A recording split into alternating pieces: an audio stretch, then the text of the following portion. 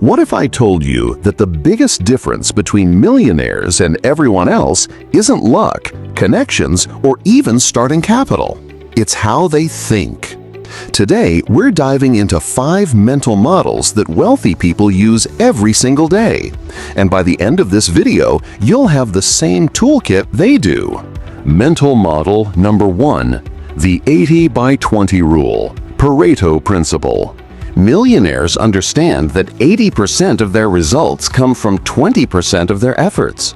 Instead of trying to do everything, they ruthlessly focus on what matters most. Warren Buffett famously said he spends 80% of his day reading and thinking, activities that compound over time. Ask yourself, what 20% of your activities generate 80% of your income or happiness? Double down on those and eliminate the rest. Mental model number 2, opportunity cost thinking.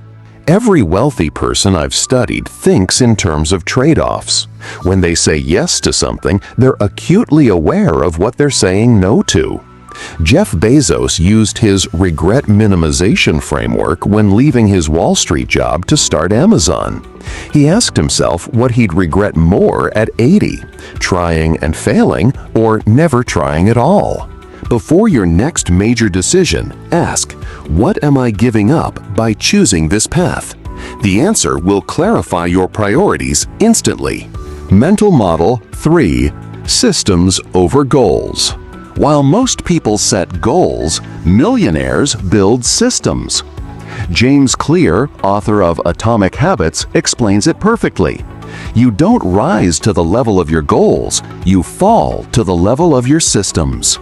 Take Ray Dalio, who built Bridgewater Associates into the world's largest hedge fund.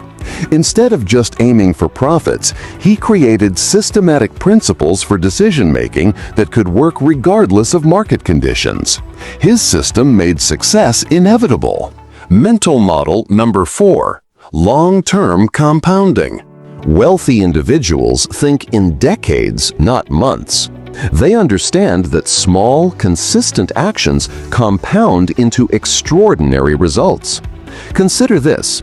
Investing $500 monthly at 7% annual return gives you over $1.3 million in 30 years. But compounding isn't just about money. It's about relationships, skills, and reputation. Every interaction, every skill you develop, every favor you do, it all compounds over time. Mental model number 5, asymmetric risk-reward. Millionaires look for opportunities where they can risk a little to gain a lot. Venture capitalists embody this perfectly. They might invest in 10 startups knowing 9 will fail, but the 10th could return 100x their investment. You can apply this too. Learning a new skill might cost you evenings and weekends, but could transform your career. Starting a side business might risk some savings, but could create financial freedom. The meta principle. Here's what ties all these together.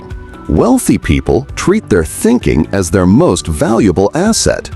They invest in books, mentors, and experiences that upgrade their mental models.